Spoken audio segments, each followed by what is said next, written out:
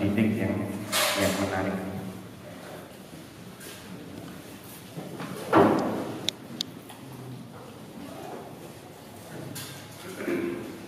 Pertanyaan pertama, mengapa perlu menjadi seorang pendidik yang menarik? Allah Subhanahu wa taala berfirman, "Inna sanulqi 'alaika qawlan tsaqila." Kami akan turunkan kepadamu, akan campakkan kepadamu sebuah ucapan yang berat. Imam Ibnu Jarir At-Tabari dalam tafsirnya menafsirkan berat ini dari pengertian zahir maupun batin. Berat ketika turun memang berat ada bobotnya. Di samping juga berat dalam merealisasikan perintah-perintah Allah. Kita tahu bahwa ketika wahyu itu turun, Rasulullah yang ketika itu musim dingin sampai berjemur keringat. Dan pernah suatu ketika Jabir bin Abdullah yang ketika itu pahanya berada di bawah pahanya Rasulullah ketika turun wahyu, itu merasakan bahwa pahanya seperti tertindih dengan sesuatu yang sangat berat. Artinya memang wahyu ini sakit. Di samping juga mengamalkannya itu berat. Makanya tafsirkan innallaha wasafahu bi annahu sakit. Wa huwa kama wasafahu bihi thaqilun mahmaluhu thaqilun al-'amalu bihi bi hududihi wa fara'idihi.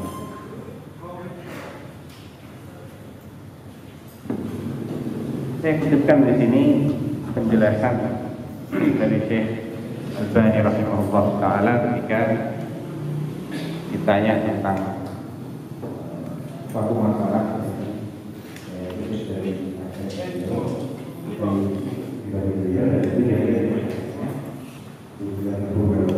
sebelah sana. Berapa?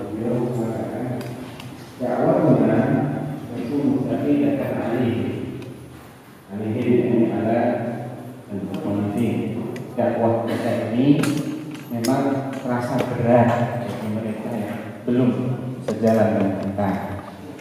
Kenapa? Karena hak. Karena dakwah ini dakwah hak. Wal haqqu tsaqil. Hak itu berat. Inna sanulqi 'alaika qawlan tsaqila. Fayakfihim thiqalan thiqalut tabi'ati. Maka cukuplah bagi mereka ini beratnya tabiat dakwah ini. Sudah cukup berat sebetulnya bagi mereka. Fala yanbaghi biha aw laha an naqrin ila hadhihi ad-da'wah. Kalau memang dakwah ini pembawaannya dari sononya sudah berat, maka jangan kita tambahi lagi beratnya itu.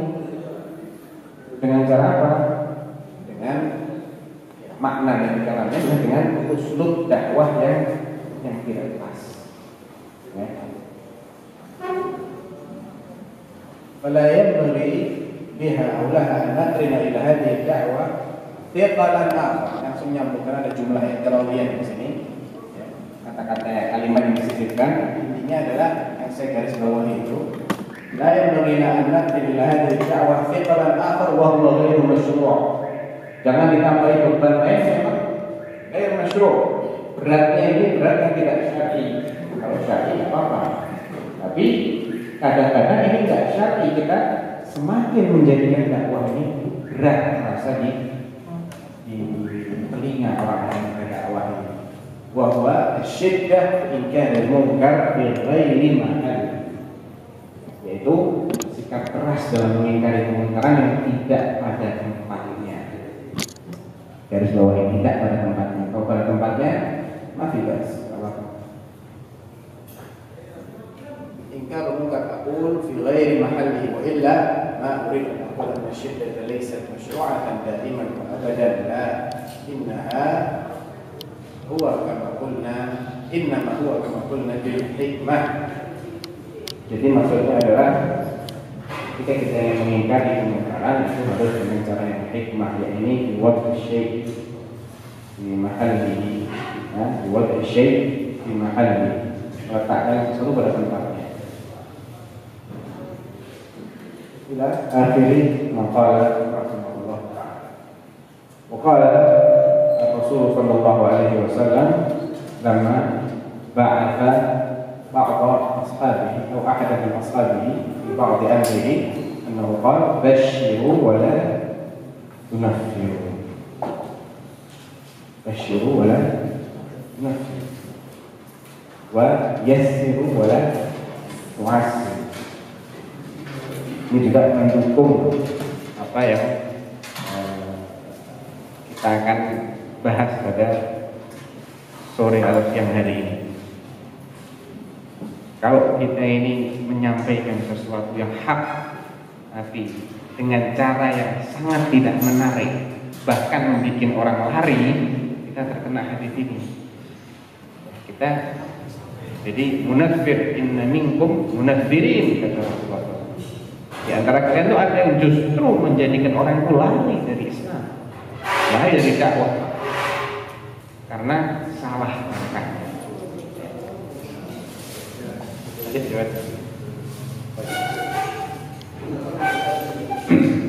Apa pentingnya kita punya daya tarik? Apa pentingnya kita punya daya tarik? Pribadi kita dari pribadi yang menarik, apa pentingnya?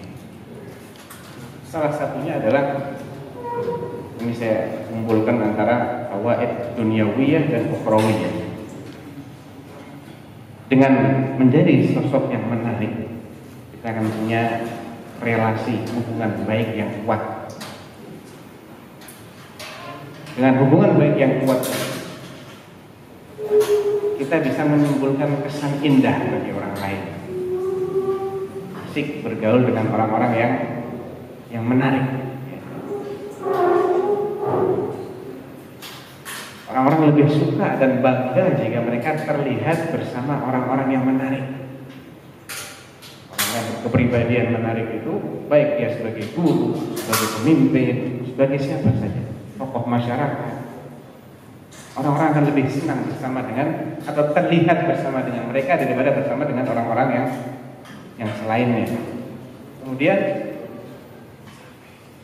orang yang berkepribadian menarik tentu akan lebih lembut dalam bergaul, ya, dan lebih simpatik karena dia pandai memposisikan dirinya, pandai membaca kondisi orang lain yang bergaul dengannya. Ketika orang ini butuh kelembutan, dia akan lemah lembut. Ketika orang ini butuh bantuan, dia akan bantu. Ketika orang ini butuh nasihat, dia akan nasihati. Kemudian bekerja sama dengan orang yang berkepribadian menarik itu akan menjadikan seseorang lebih semangat dan lebih kreatif. Kita bisa merasakan ketika kita bersama orang-orang yang menarik, orang-orang yang mengerti bagaimana dia harus bersikap, dengan ketika bersama dengan orang-orang yang tidak bisa memahami kondisi kita. Jelas beda rasanya. Kreativitas kita akan berkembang, akan muncul semangat. Lain halnya dengan yang kita hadapi adalah orang-orang yang tidak mau memahami kondisi kita, tidak bijak.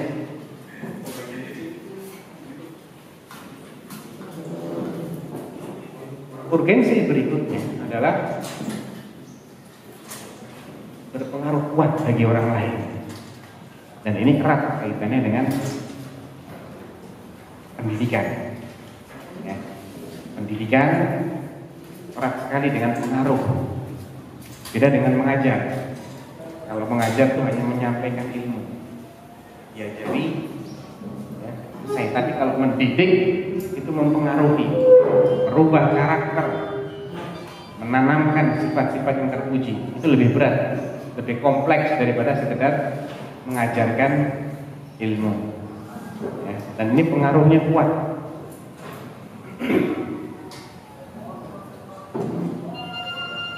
Dengan pengaruh yang kuat ini, kita bisa mempengaruhi orang lain untuk melakukan sesuatu tanpa dia merasa tertekan sama sekali. Orang yang karismatik itu bagaimana? Baru orasi, orang sudah terbakar semangatnya. dan mereka akan mudah diarahkan tanpa ada tekanan. Kemudian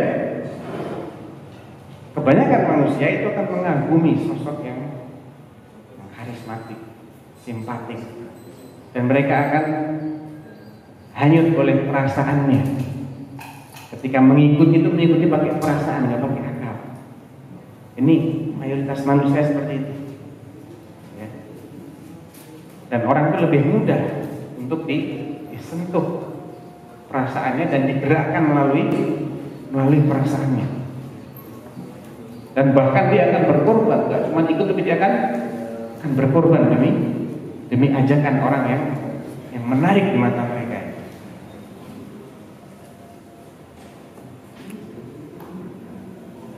Sosok yang sosial, ya, gemar membantu sana kemari, hubungan sosialnya baik, murah senyum, pasti akan lebih meyakinkan dibandingkan yang tidak seperti itu. Jika dia ingin menyampaikan sesuatu, orang akan lebih yakin, lebih mudah untuk menerima apa yang dia sampaikan dibandingkan orang yang tidak memiliki karakter atau tidak memiliki daya tarik ini. Ya, walaupun yang disampaikan itu tidak baik, ya, orang sudah terbuai dengan karismanya. Wa ainur ridha an kulli aibin kalilatun wa ainus sukhti tubdil masawi. Ainur ridha, mata kalau sudah ridha, dia akan kumpul untuk melihat aib apapun. Tak kelihatan aib, lebih baik semua ini orang. Baliknya kalau sudah marah, tubdil masawi, kelihatan semua yang jelek-jeleknya. Jadi daya tarik seseorang kalau dimanfaatkan dengan baik dan benar, maka dia akan luar biasa pengaruhnya. Ya, walaupun itu untuk sesuatu yang batil, apalagi untuk sesuatu yang hak. Makanya fasihan bicara orang-orang munafik itu diakui oleh Al-Quran. Wa idza ra'aitahum tu'jibuka ajsamuhum wa yaqul tasma' qawlihim. Limana? Memang indah berkatanya, pandai dia mengolah kata-kata. Di samping juga penampilannya juga boleh, wajahnya, posturnya, kemudian pandai berorasi, berpidato. Karena khusbun musannada yahsabuna kulla sayhatin 'alaihim humul 'adu fahdharhum. Kadang-kadang musuh itu seperti itu. Tapi kita tidak punya keahlian itu, kan sayang sekali. Kemudian ketika dimintai bantuan, masyarakat cenderung untuk membantu orang-orang yang menarik di mata mereka, jelas, tidak perlu dibuktikan, ya.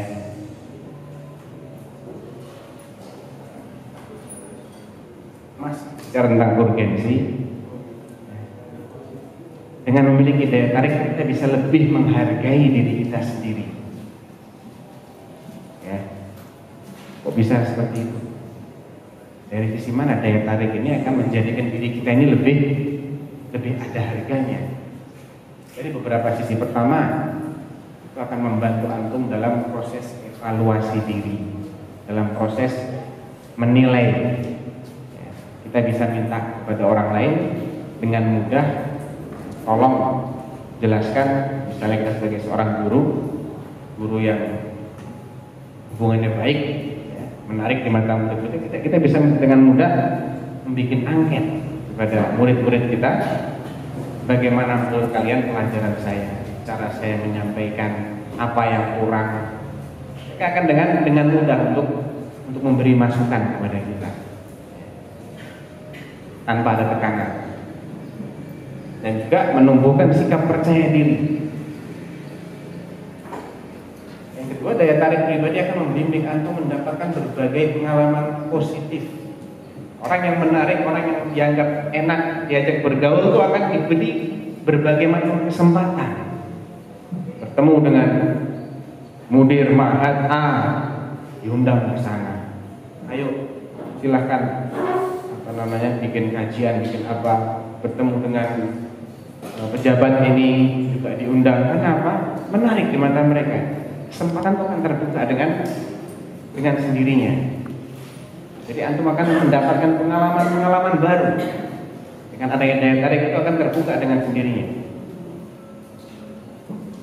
Kemudian orang-orang tidak akan pernah berhenti menghargai usaha dan pendapat antum. Kalau antum orang yang menarik, orang tidak akan pernah berhenti menghargainya. Walaupun mungkin kurang pas, walaupun belum maksimal, karena karisma ini pengaruhnya kuat.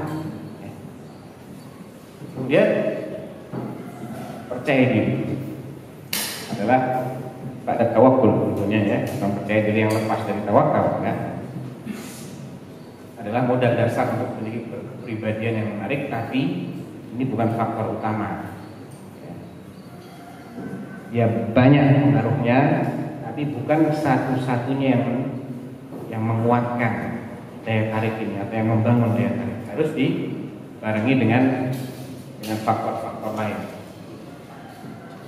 Urgensi yang keempat, apa kaitan antara daya tarik seseorang dengan leadership atau dengan kepemimpinan, dengan piada?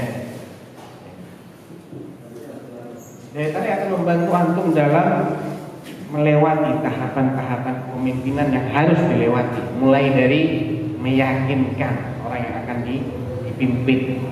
Orang pemimpin itu salah satu fungsinya, misinya adalah meyakinkan, bukan hanya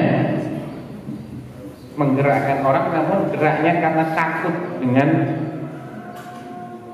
sanksi, dengan kekuasaan. Namun sebaik mungkin bagaimana mereka tergerak karena yakin memang apa yang diajak itu sesuatu yang baik buat mereka. Kemudian bagaimana mengilhami, memberikan ide-ide. Ini juga merupakan salah satu tugas seorang pemimpin. Kemudian bagaimana mempengaruhi dan bagaimana menyemangati. Namun leadership harus didukung oleh sejumlah keahlian yang lebih realistis, seperti keahlian dalam merencanakan dan memanage. Gak cukup daya tarik pribadi kalau tidak dibarengi dengan manajemen yang baik, dengan perencanaan yang baik. Daya tarik itu akan menutupi kekurangan-kekurangan kita dalam dua hal ini memang, dalam perencanaan dan dalam manajemen. Tapi nggak bisa menggantikan fungsi dari perencanaan dan manajemen.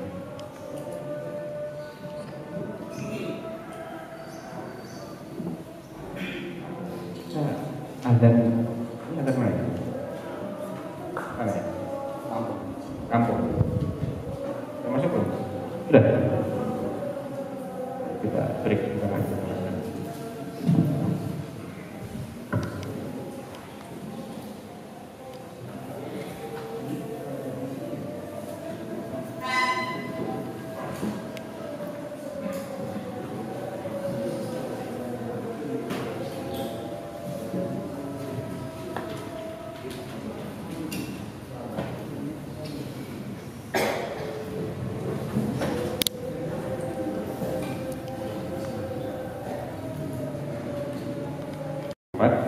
Terus kita break dulu untuk sholat besar, kita sambung lagi jam 4. Sekarang bagaimana menciptakan daya tarik pribadi? Kita perlu dua modal. Yang pertama adalah menunjukkan pengalaman yang dimiliki. Dan ini kalau memang diperlukan, dia tidak termasuk pamer atau riya. Ibnu Mas'ud radhiyallahu anhu pernah mengatakan, ya, talaqaitu 70 suratan min fami Rasulillah sallallahu alaihi wasallam walau alimtu anna ahadan a'lamu minni bi kitabillah tudrabu ilaihi akbadul ibil la ataitu. Aku ini menerima langsung 70 surat dari mulutnya Rasulullah sallallahu alaihi wasallam. Dan andai aku tahu ada orang lain yang lebih alim terhadap kitabullah daripada aku, udraku ilaihi akbadul ibil, artinya orang ini bisa didatangi dengan mengendarai unta, saya akan datangi orang ini. Abu Hurairah radhiyallahu anhu yaqul, "Hafidtu an Rasulillah sallallahu alaihi wasallam wi'ain. Amma al-awwal faqad batattuhu, wa amma ats-tsani falau batattuhu laquti'a minni hadzal bul'um." Aku menghafal dari Rasulullah SAW, hadis itu ibaratnya dua keranjang. Yang satu sudah saya sebarluaskan, tapi yang kedua kalau saya sebarluaskan saya akan dibunuh. Di riwayat yang lain beliau mengatakan, yaqulun nas aktsara Abu Hurairah. Orang-orang mengatakan Abu Hurairah ini kebanyakan meriwayatkan hadis. Lagi-lagi Abu Hurairah, lagi-lagi Abu Hurairah. Ya jelaskan oleh Abu Hurairah kenapa kok hadis Abu Hurairah ini lebih banyak daripada yang lain. Kuntu alzamun Nabi SAW ala mil'i batni. Aku dari dulu senantiasa bermulazamah kepada Rasulullah SAW dan mencukupkan diri dengan mengganjal sarapan. Tidak mengharapkan apa-apa, asal tidak kelaparan saja sudah, ditinggal perniagaan yang lain-lain. Sedangkan sahabat-sahabat yang lain, kata Abu Hurairah, mereka tersibukkan dengan berniaga, pasar, tersibukkan dengan keluarganya. Adapun aku, saya hanya menjadi orang yang bagaimana agar menjadi orang yang pertama kali mendengar hadis dari Rasulullah SAW. Jadi dijelaskan sebabnya itu apa. Ini kan pengalaman. Kalau bahasa kita apa? Pengalaman. Ketika ini diperlukan untuk disampaikan, orang nggak tahu kita ini siapa. Antum siapa? Man antum? Saya sampaikan, saya adalah orang yang memiliki kemampuan begini. Sebagaimana hakikatnya seperti itu. Bukan dengan memarkup ya, bahasanya bukan. Tapi memang kita seperti itu, kita sampaikan kita seperti itu. Kita punya kelebihan begini, saya ahli di bidang ini. Sampaikan. Yang kedua adalah mencari nama baik dan menjaga. Kalau maksudnya punya nama baik ini modal untuk menjadi orang yang menarik. Adanya pengalaman yang cukup dan adanya nama baik. Dan anehnya, kedua hal ini akan menciptakan daya tarik. Dia menjadi modal dan juga akan menambah. Kalau modal ini kita pupuk, kita tingkatkan, maka daya tarik itu akan semakin besar.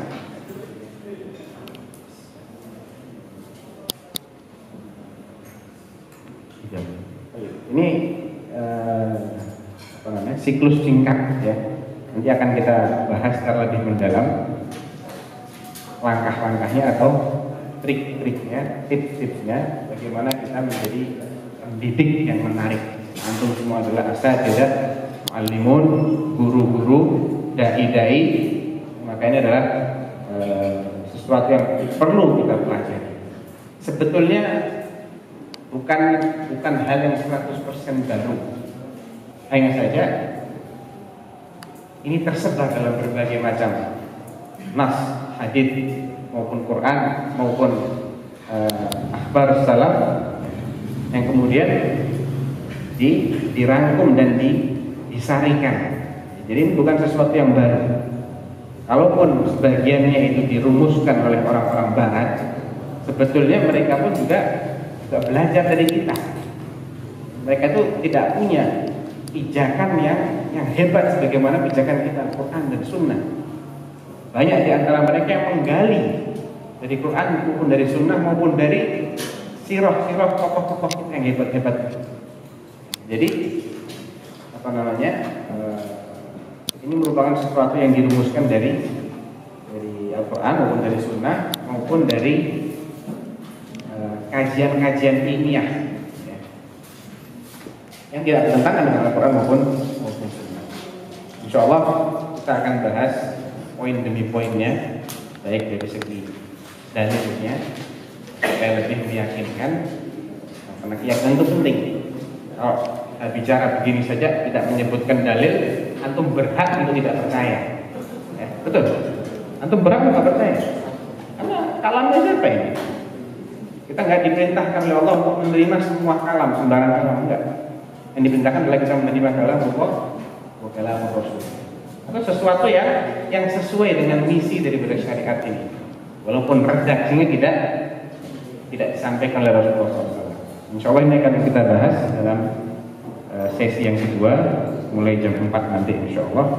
Wallahu ta'ala a'lam. Wa sallallahu ala nabiyyina Muhammad wa ala alihi wa sahbihi wa sallam. Assalamualaikum warahmatullahi wabarakatuh.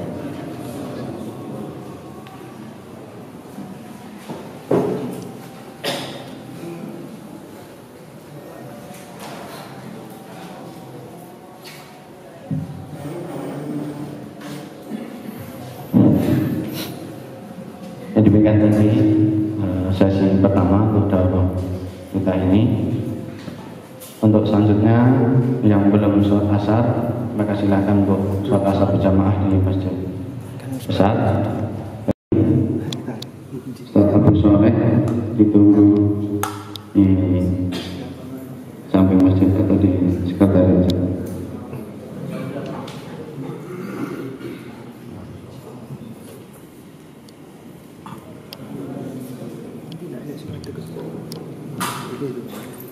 Ya, langsung saja kepada beliau Al-Ustaz Dr. Sofyan Baswedan kami persilahkan. Bismillahirrahmanirrahim. Alhamdulillah wassalatu wassalamu ala khairi khalqillah Muhammad ibn Abdullah wa ala alihi wa sahbihi wa man wala.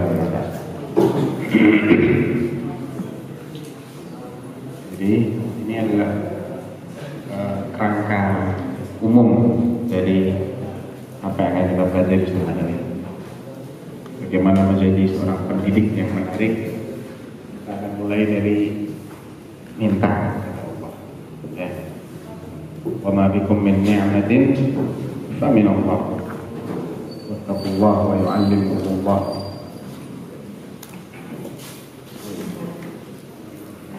Yang pertama kita harus rajin-rajin berdoa. Minta kepada Allah agar biasa diberi ikhlasan, diberi qauli wal amal, diberi taufik, memudahkan dalam belajar kita dan dalam berlatih seperti dalam daurah-daurah seperti ini. Karena tanpa taufik dari Allah, walaupun kita hadiri ribuan daurah, ya hasilnya cuma daurah. Oh, daurah artinya apa? Muter-muter. Ya.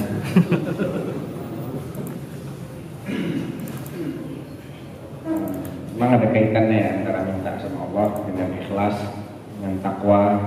Jadi mungkin saya campurkan di sini. Kita minta supaya senantiasa dijadikan orang yang ikhlas, karena dengan ikhlas ini ucapan kita itu akan lebih berkesan. Ya. Ucapan kita ini akan lebih menimbulkan kesan, dan nanti ada dalilnya. Kita nggak asal bicara, dan juga akan lebih disegani dan lebih dicintai. Dan ini semuanya penting sekali untuk dakwah. Qala Ibnu Qayyim rahimahullah, wa qad jarat 'adatullah allati la tubaddal wa sunnatuhu allati la tuhawwal. Sudah menjadi kebiasaannya Allah yang tidak akan berubah, dan ketetapannya Allah yang tidak akan dialihkan. Apa itu? An yulbisal mukhlisa minal mahabati wan nuri wal mahabbah fi qulubil khalq. Orang yang mukhlis, yang ikhlas itu akan disematkan kepadanya al-mahabah, haibah, disegani, ya, wan nur, cahaya, wal mahabbah fi qulubil khalq wa iqbal qulubihim ilaih, dan hati manusia ini condong kepada orang-orang yang ikhlas.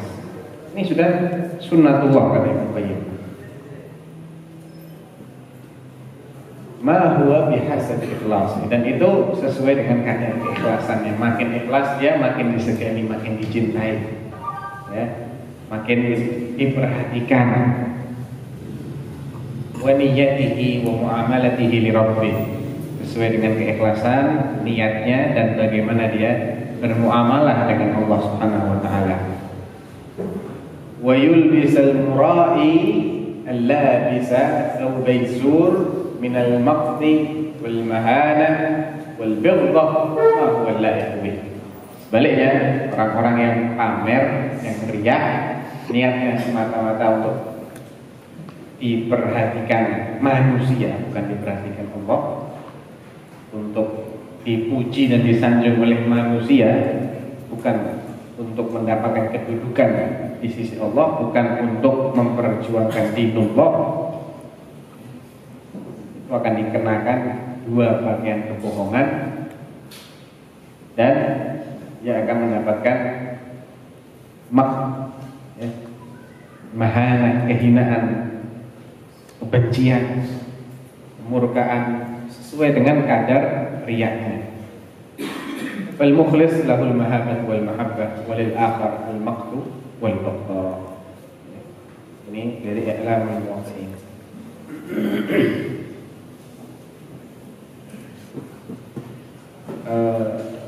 Poin berikutnya yang tidak kalah penting adalah kita memperbaiki hubungan kita dengan Allah Subhanahu wa taala.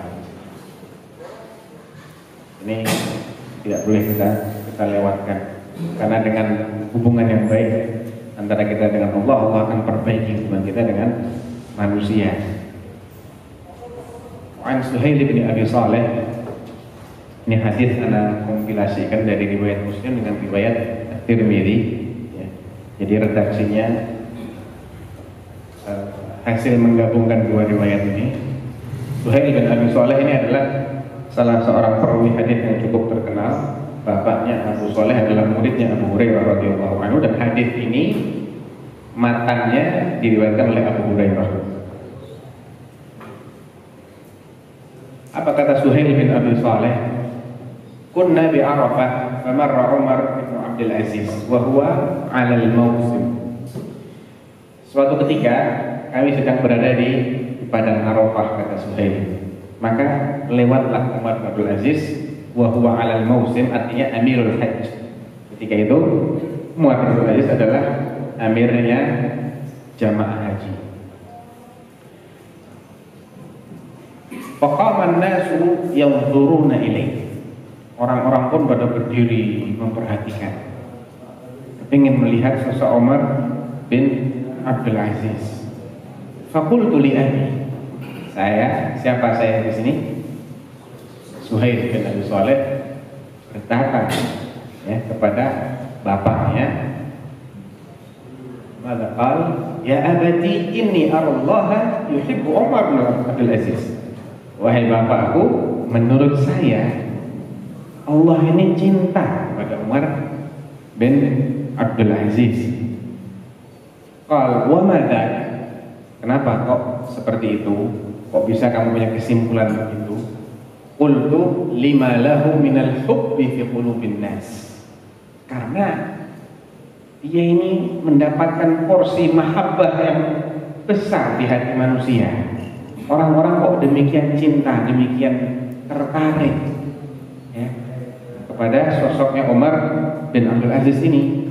Inna Abu Hurairah radhiyallahu anhu qala, ini kata bapaknya menimpali ucapannya anaknya ini. Kata bapaknya, sesungguhnya Abu Hurairah radhiyallahu anhu mengatakan, qala Rasulullah sallallahu alaihi wasallam, innallaha idza ahabba 'abdan da'a Jibril.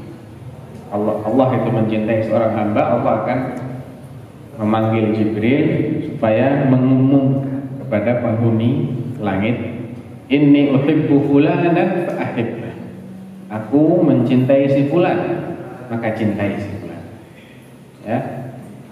Wa fa yuhibbuhu Jibril thumma yunadi fi ahli sama. Jibril pun akan mencintai. Otomatis la ya'sunallaha ma amarahum wa yaf'aluna ma yu'marun. Jibril akan mencintai orang tersebut, kemudian mengumumkan, memanggil seluruh penghuni langit, innallaha azza wa jalla yuhibbu fulanan fa ahibbuh. Allah telah mencintai fulan, maka cintailah dia. Kata Jibril kepada penduduk langit, fa yuhibbu ahlus sama, thumma tudha'u lahul mahabbah. Kemudian Setelah dicintai oleh penghuni langit, dia pun dicintai oleh penghuni bumi. Wa fi riwayat yudha'u lahul qabul, kan menjadi orang yang diterima ya, oleh manusia. Di ahli al-ard, fadzalika qaulullah, demikianlah firman Allah, innal ladzina amanu wa 'amilus solihati sayaj'alu lahumur rahmanu wudda. Sesungguhnya orang-orang yang beriman dan beramal soleh, Allah akan menjadikan mereka ini menjadi orang-orang yang dicintai ya oleh manusia. Itu diriwayatkan oleh Imam Muslim dan oleh juga Imam Tirmidzi. Tambahan yang terakhirnya itu fadzalika qaulullah sampai akhir hadis yang warna merah itu ada dalam Sunan Tirmidzi. Yang sebelumnya ada dalam Sahih Muslim. Qala Sufyan bin Uyainah radhiyallahu anhu wa rahimah, Imam ahli Makkah fi zamanihi, kana al-ulama'u fima madha yaktubu ba'dhum ila ba'dhin haula'il kalimat. Para ulama zaman dahulu itu saling menyurati, dan dalam suratnya mereka menuliskan pesan-pesan berikut. Apa? Man aslaha sariratahu aslahallahu ala niyatah. Siapa yang memperbaiki apa yang tersembunyi darinya, yang hanya diketahui oleh Allah, aslahallahu ala niyatah. Allah akan memperbaiki apa yang nampak. Wa man aslaha ma bainahu wa bainan nas, dan siapa yang memperbaiki hubungan antara wa man aslaha ma bainahu wa bainallah, siapa yang memperbaiki hubungan dia dengan Allah, maka Allah akan memperbaiki hubungan dia dengan manusia. Wa man 'amila li akhiratihi kafallahu amra dunya. Yang terakhir itu penting banget. Penting. Dan siapa yang beramal untuk akhiratnya, Allah akan cukupi dia ketika di dunia ya, akan dicukupi. Nanti standar kecukupan itu seperti apa akan ada pembahasan tersendiri ya. Ini diriwayatkan oleh Ibnu Abi Dunya di Kitab Al-Ikhlas.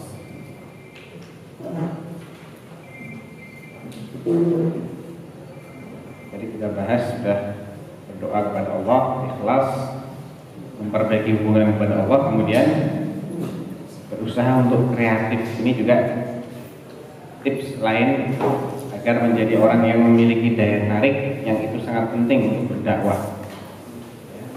Dan jangan bersikap jumud. Jumud itu artinya apa? Stagnan, ya, monoton, nggak ada variasi sama sekali. Ini ya begini terus, nggak ada variasi sama sekali. Berpikir kreatif itu ciri khas orang yang punya kepribadian menarik. Jadi ketika menghadapi suatu kondisi tertentu membutuhkan inovasi baru, solusi baru, dia berpikir ke arah sana. Dia tidak pasrah pada kondisi yang dihadapi. Menghadapi beberapa masalah, sudah, ya memang saya biasanya begini, sudah. Nah, seperti itu. Coba dicarikan solusi. Masalah itu dianggap sebagai tantangan. Kalau kita bilang, wallahi indana muskilah fi kada, muskilah fi kada, muskilah fi kada, apa kesan antum? Enak kesannya? Masyakil, dunia kulluh masyakil. Kita ada masalah, ini masalah. Dengan kata-kata masalah ini kan sudah enak. Coba bahasanya kita rubah. Kita menghadapi tantangan. Lain nggak kesannya? Antum ditantang ini untuk bisa melewati tantangan-tantangan ini bagaimana? Sebetulnya sama. Ya, intinya itu adalah ya itu yang kita hadapi. Cuman ketika bahasanya kita rubah, pola pikirnya kita rubah, kita mendapatkan semangat baru. Ya Pak ya. Tahaddi, bukan muskil. Muskil. Orang-orang sudah bilang wallahi mus. Sudah lain, kesannya sudah beda. Lain dengan ini tantangan ini. Kita ditantang untuk menghadapi. Nah, itu akan menimbulkan semangat. Cari cara baru. Dengan adanya tantangan-tantangan ini, kita akan dituntut untuk memikirkan, berpikir, mutar otak kita, mencari solusi. Jadi harus kreatif. Kalau kita menghadapi pemimpin yang juput sikapnya, guru yang juput, senang nggak? Santrinya akan pikir kapan jamnya segera berakhir. Nggak rampung-rampung ini. Begitu selesai kan? Udah bosan nih. Ya karena caranya itu jumut, nggak ada kreasi sama sekali. Dan ini adalah ilmu. Wah ini ilmu ini mengajar, menyampaikan sehingga materi yang berat itu terasa ringan. Itu ada ilmunya sendiri. Materinya itu ilmu, cara menyampaikannya ini ilmu. Mungkin seseorang itu profesor, doktor, tapi dalam hal bayan, dalam hal menyampaikan, LC pun belum. Iya. Ada yang gelar akademiknya LC, tapi dalam hal menyampaikan profesor, doktor kalah. Ya. Dan ini saling melengkapi. Anak sendiri merasakan ketika belajar di jamiah itu, profesor, doktor, tapi kalau dia nerangkan ngantuk semua. Terutama yang soft depan nih ngantuk. Karena monoton, datar nadanya. Ya. La tara fiha iwajan wala amta. Gak ada tinggi, gak ada rendahnya. Jadi ini ilmu yang harus kita pelajari. Bagaimana agar materi yang berat ini, qaulan hatilah ini jangan tambah berat dengan uslub kita yang berat. Kita jadi munafir, kita bikin orang lari. Apalagi ngajar usul fikih.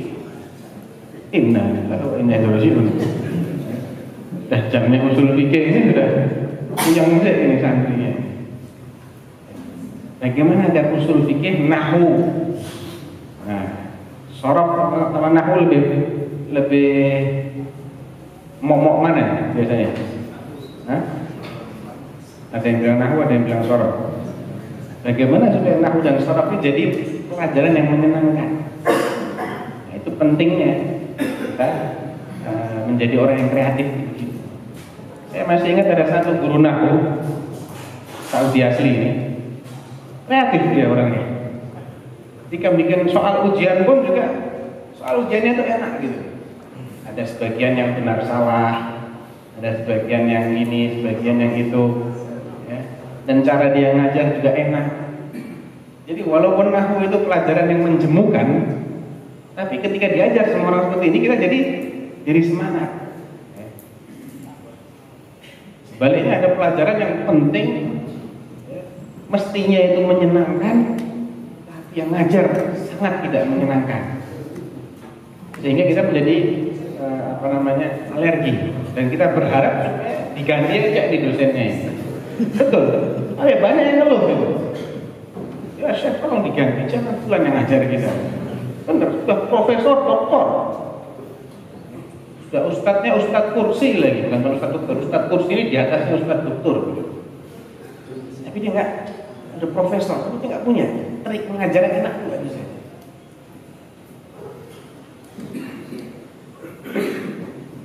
Untuk mengasah insting kreatif, ada triknya juga.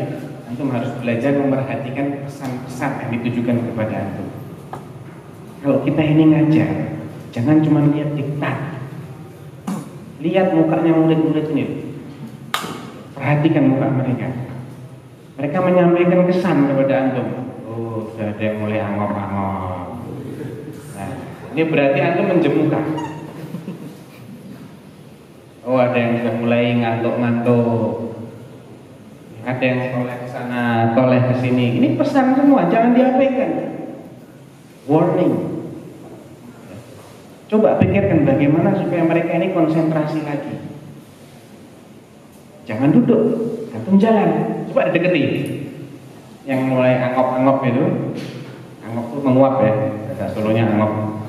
Yang mulai menguap itu dideketin gitu. Ditanya ya, satu masalah supaya dia konsen lagi. Atau cara membahasnya yang tadi agak monoton, di stop dulu, selingi dengan cerita menarik. Nah, ini harus punya modal, harus banyak baca selain yang sedang diajarkan. Jadi ada variasi, selingi dengan cerita ya, cerita yang hak, bukan cerita rekayasa, bukan cerita yang benar, yang menarik, yang ada hikmahnya di situ ya. Sekedar untuk refreshing. Atau ada trik-trik lain yang akan kita bahas. Jadi jangan sampai pesan-pesan ini nggak kita tangkap, kita lewatkan begitu saja, jangan. Ini mereka ngasih pesan ini.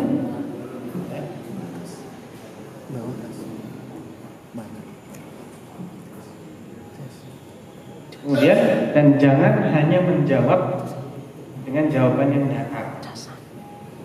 Misalnya jawaban yang datar seperti apa? Lihat muridnya sudah ngantuk. Oh ya biasa, jam 2 siang. Oh ya biasa, habis makan siang. Ini datar. Kalau cuma begitu jawabannya, tidak akan lahir solusi. Jangan hanya menjawab, diselami lagi coba. Masa harus tiap habis makan siang harus ngantuk? Berarti rugi dong. Kalau jam usul fikih ini atau jam pelajaran saya ini dapatnya selalu habis makan siang, berarti antum rugi kalau begitu. Rugi kita tidak bisa memaksimalkan peran kita. Antum ngomong 45 menit ya, yang diserap hanya 5-10 menit karena mereka sudah ngantuk. Ini jawaban yang tidak melahirkan solusi. Coba dicari solusi lain, rubah cara mengajarnya. Entah mereka suruh wudhu kek, atau suruh pindah lokasi kek, suruh apa gitu ya, nggak apa-apa. Berdiri, emang bid'ah berdiri? Enggak kan? Nggak apa-apa. Anak juga berdiri kok. Kalau mereka sedang ngantuk duduk, berdiri. Karena datang ke sini kan untuk belajar kan, dan untuk tidur. Jadi coba divariasi, entah caranya divariasi atau bahan pembicaraannya divariasi. Yang jelas jangan hanya jumud menghadapi pesan-pesan ini. Kita harus cerdik, kita harus punya cadangan, langkah-langkah cadangan bagaimana untuk mengatasi kondisi-kondisi seperti ini. Kemudian selami lebih dalam setiap peristiwa yang antum alami dan garilah makna yang dikandungnya. Perlu perenungan. Catat coba pengalaman kita mengajar hari pertama, ini hari kedua, hari ketiga. Kemudian kita analisa supaya kita bisa menyimpulkan ada apa sebetulnya. Bandingkan dengan pelajaran-pelajaran lain, apakah juga menghadapi masalah yang sama, kita diskusikan dengan guru-guru lainnya di pelajaran yang lain. Kalau ternyata sama, berarti ada satu kesamaan masalah. Apa itu? Tapi kalau beda, loh yang ini enggak, mereka semangat tuh. Nah, berarti masalahnya sama antum ini. Di mata pelajaran itu ada masalah, entah mata pelajaran yang enggak menarik atau yang mengajarkan yang enggak menarik atau dua-duanya enggak menarik. Mungkin. Mungkin.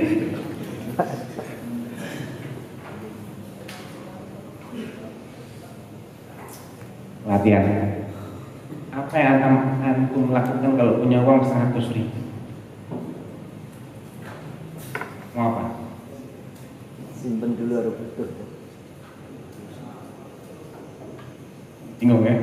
100.000 buat apa?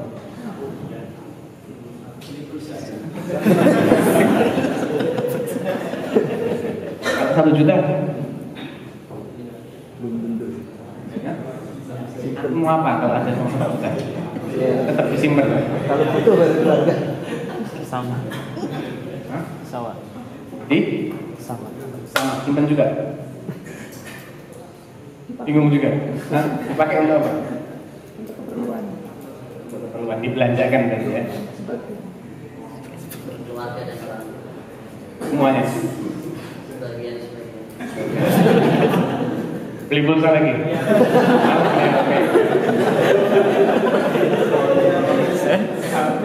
Bayar wifi. Naik haji kan. Naik haji. Simpen lagi.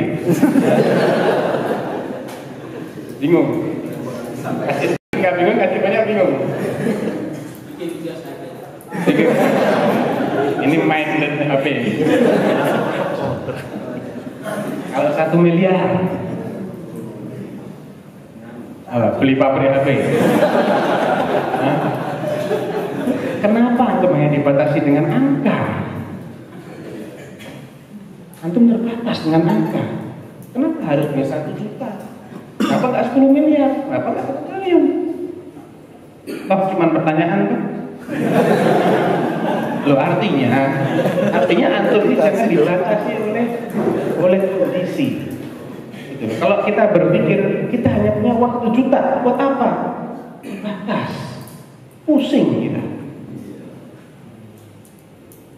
Jangan pernah terbatasi oleh kondisi. Ya, ini latihan tuh kayak gini nih, model gede kayak gini nih. Ada seorang pengemis, saya dengar dari khotbah Jumat. Saya bener apa enggak yang nanggung khotibnya.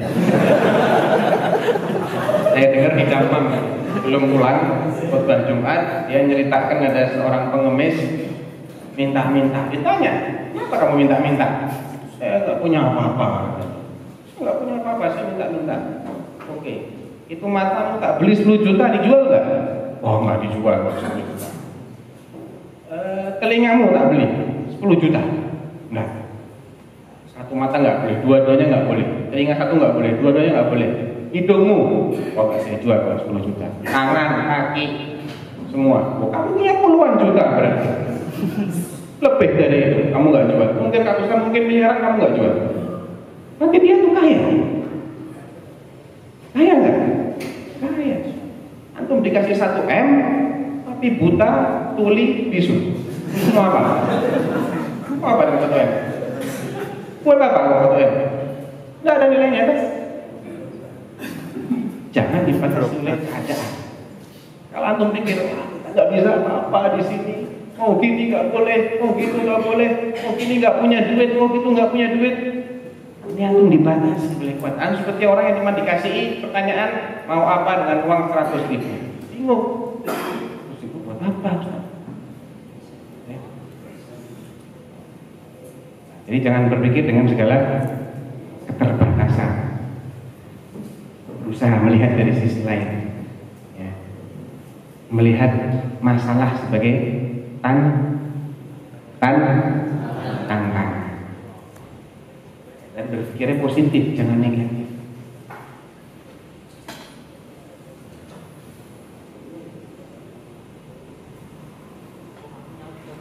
Man yaqra? Iqra. بصوت عالٍ. قال عبد الله بن عمرو بن العاص سأله رجل فقال ألسنا من فقراء المهاجرين؟ فقال له عبد الله ألك امرأة تأوي إليها؟ قال نعم. قال ألك مسكن تسكنه؟ قال نعم. قال فأنت من الأغنياء. قال ya, Abdullah bin Amr bin Al-As, sahabiyul jalil, ibnu sahabiyul jalil, ya, sahabat yang ahli ibadah yang terkenal, yang katanya Abu Hurairah tidak ada yang lebih banyak hadisnya daripada orang ini sebetulnya. Cuman sayang, apa namanya, ma min ashabi Rasulillah SAW aktsara haditsan minni illa maka min Abdullah bin Amr bin As ghaira annahu yaktub wa la aktub. Kata Abu Hurairah, tidak ada di antara sahabat Nabi itu yang lebih banyak hadisnya sebetulnya daripada aku. kecuali Abdullah bin Amr bin As. Cuman Abdullah bin Amr bin As ini nyatet, kalau saya nggak nyatet saya hafalan. Dan kemudian setelah itu Abdullah bin Amr bin As tersibukkan dengan ibadah. Abu Hurairah khusus ngajar, nyampaikan hadis, makanya lebih banyak diabadikan hadisnya. Kalau banyak-banyakan dengar hadisnya, kata Abu Hurairah sendiri, Abdullah bin Amr bin As lebih banyak. Ya.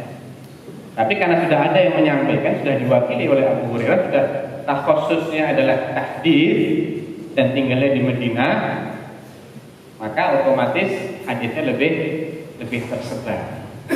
Abdullah bin Amr bin As ditanya oleh seseorang, alasna min fuqara'il muhajirin, bukankah kita ini termasuk kaum fuqara' yang muhajirin?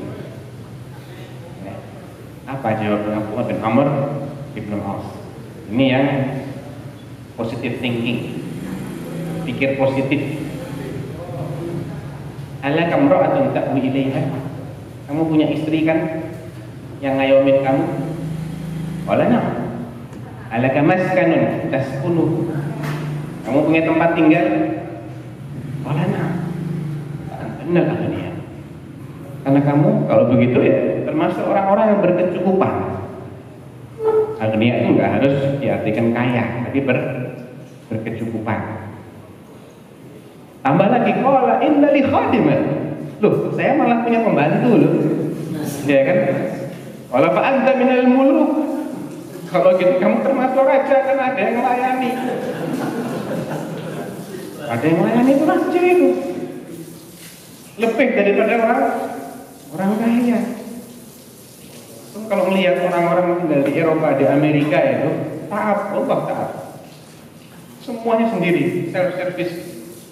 Tidak ada, jarang banget orang punya pembantu di sana. Ya. Kalau di sini kita punya pembantu, mulu, anta minal muluk. Ya.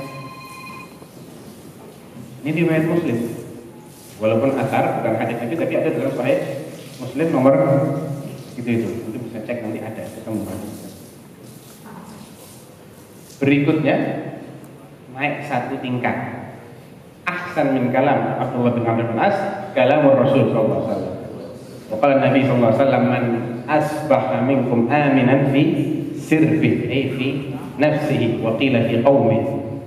Siapa yang ketika menyambut pagi hari dia merasa aman terhadap dirinya atau aman di tengah-tengah kaumnya, mu'afan fi badani fi jismi, tidak merasa sakit badannya, nggak kena penyakit apa-apa, mendapatkan afiat, indahu ta'amu yawmi, dan hari itu dia punya makanan untuk hari itu saja, untuk besok nggak harus punya, nggak apa-apa, tapi untuk hari itu dia sudah punya makanan, maka annama hizat lahu dunya. Wa fi riwayah maka annama hizat lahu dunya bi hadatsih. Annama jumi'at lahu dunya. Hizat ay jumi'at. Seakan-akan dunia itu dikumpulkan semua buat dia. Simpel. Punya tempat tinggal nggak harus hak milik. HGB juga boleh. HK juga boleh, hak kontrak. Tidak apa-apa, yang penting ada tempat tinggal gitu. Ada istri, kalau istri nggak boleh HGB ya. Ya harus istrinya sendiri gitu ya. Ada makanan untuk hari itu dia punya. Besok, ya besoknya kayak gini lagi. Tidak, untuk ya. Ngapain kita pikirkan untuk bulan depan, belum tentu hidup bulan depan. Yang penting hari itu kita punya makanan sudah. Dunia sudah terkumpul, aman, sehat, bisa makan. Simpel. Hadis Hasan Gharib, rawahu Tirmidzi wa qala Hasan Gharib wa hasanahu Syekh Al-Albani rahimahullah. Kemudian dia selalu berpikir positif, tidak salbi, tidak negatif. Orang yang berkepribadian menarik itu tidak akan banyak berkeluh kesah. Walaupun tabiat manusia itu berkeluh kesah, itu manusia yang tidak menarik gitu. Yang menarik itu tidak banyak berkeluh kesah, kecuali berkeluh kesah kepada Allah. Adapun kepada sesama manusia,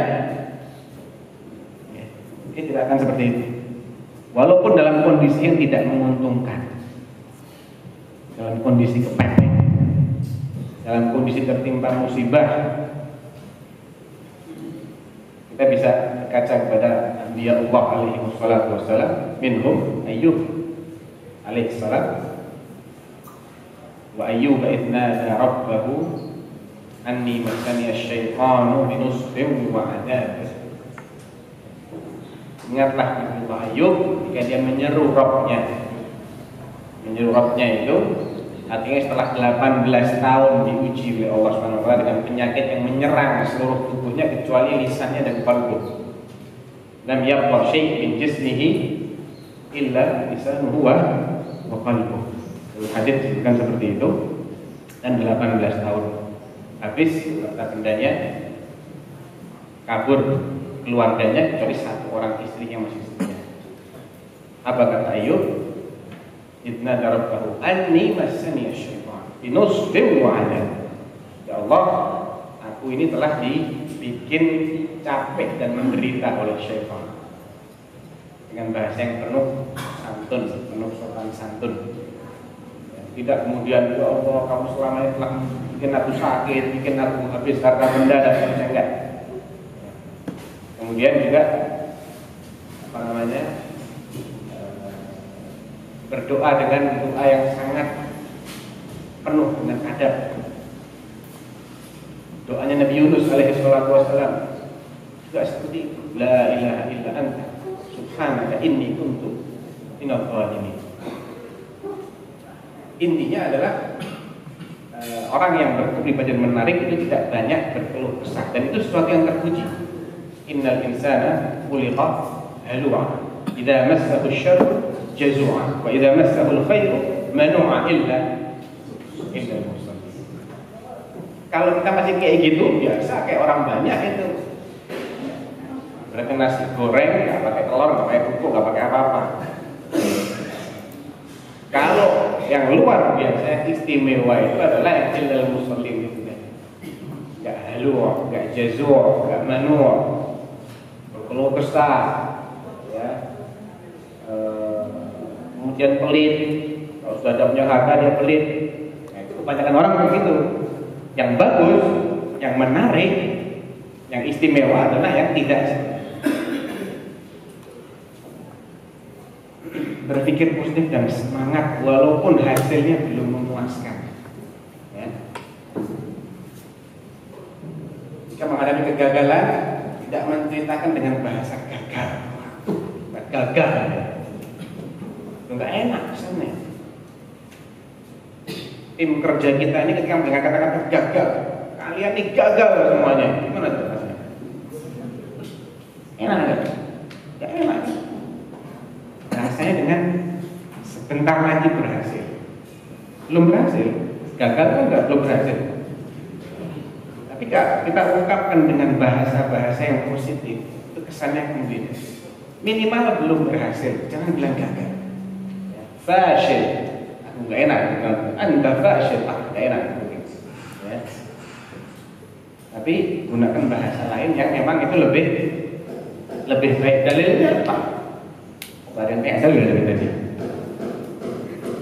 Wa qul ibadi yaqulu allati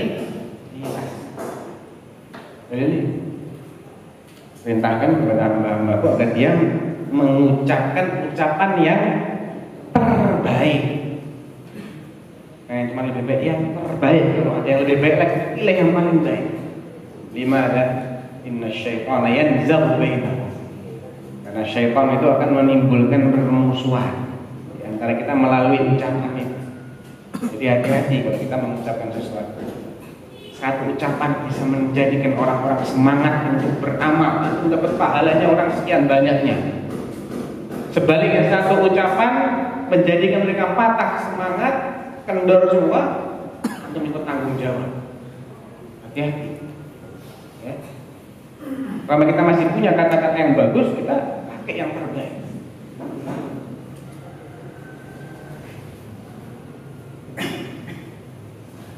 Ciri orang yang berkepribadian menarik juga itu tidak tersibukkan dengan masalah pribadinya doang. Kalau punya punya masalah pribadi, ya semua orang juga punya masalah pribadi. Kalau orang itu hanya disibukkan dengan masalah pribadinya, ya apa baiknya dia? Apa hebatnya dia? Apa sisi lebihnya dia? Nggak ada. Yang lebih itu yang istimewa adalah ketika masalah-masalah pribadinya tidak menyibukkan dia dari memikirkan masalah orang lain. Walaupun ada hadis yang sangat dhaif dalam bab ini yang sering disebutkan, man lam yahdam bi amril muslimin falaysa minhum, ada hadis dhaif jiddan la yahdam Nabi sallallahu. Maka saya nggak pakai dalil di sini, tapi saya pakai dalil akli saja, ya. Tapi juga ada dalil lain yang mengarah ke sana, seperti man nafasa mu'minin kurbatan min kurabi dunia nafsasallahu anhu kurbatan min kurabi yaumil qiyamah. Siapa yang nafas itu memberi kelonggaran kepada seorang mukmin dari bencana yang menghimpitnya di dunia, artinya dia mikirkan sampai dia memberikan solusi. Kalau memikirkan saja enggak, gimana dia akan memberikan solusi? Bahkan mereka itu menjadikan masalah orang lain sebagai bagian dari masalah pribadinya. Rasulullah SAW seperti itu. Ummati. Ketika melihat ada orang-orang yang dihalau dari telaganya, la yudatu nasum min qaumika anil haud. Faqultu ya Rabb, ashabi atau usayhabi. Mikiri Rasulullah, ada orang-orang yang dihalau dari telaga itu, ya Allah, itu kelihatannya mereka adalah orang-orang sahabat, artinya bukan sahabat secara istilah. Ini sudah dijadikan dalil oleh orang-orang yang membenci sahabat, ya sahabat katanya dihalau dari telaga Nabi. Itu bukti ada sahabat yang murtad. Ya, kalau ashab secara bahasa itu adalah orang-orang yang menyertai, walaupun hanya pemikirannya menyertai, fisiknya nggak pernah ketemu. Itu ashab. Ketika kita membuka buku-buku fikih, kita akan dapatkan qala ashabuna al-Baghdadiyun, qala ashabuna al-Khurasaniyun, qala ashabuna al-Hijaziyun. Kata para ulama, bukan sahabat-sahabat yang bersama mereka, tetapi orang-orang yang satu madhab dengan mereka, walaupun beda tentang waktunya. Demikian juga dalam hadis ini, artinya mereka ini zahirnya Muslim, zahirnya kaum muslimin, satu keyakinan dengan Nabi, ya Allah. Kenapa kok dihalau? Innaka la tadri ma ahdatsu. Masih mikirkan Rasulullah. Kenapa kok sampai dihalau umat ini? Mikirkan bagaimana umatnya supaya tidak masuk neraka. Innakum taqahhamuna 'alan nar wa ana akhud bi hujazikum anil nar. Kalian itu ibarat aneh-aneh, laron yang berebut untuk masuk api, dan saya ini megangi. Orang kalau pakai sarung itu kan ada bagian gulungan yang saya pegang, itu bagian yang paling kuat. Kalau orang sarungan dipegang bawahnya luput, dipegang atasnya juga bisa luput, tapi dipegang pas gulungannya itu paling kuat. Dan aku nih pegangi gulungan kalian, jangan sampai kalian masuk dalam nar. Semua pikiran kita. Bahkan kata Allah, fala'allaka bafi'un nafsaka 'ala atharin illam yu'minu bihadzal hadithi asal. Terkait itu. Hampir-hampir kamu bunuh diri wahai Muhammad, gara-gara sedih mikiri kamu yang enggak mau beriman terhadap ucapan ini. Mikirkan kita sampai sedih, hampir bunuh diri. Demikian juga para nabi. Itu ciri orang-orang yang berkepribadian menarik seperti itu.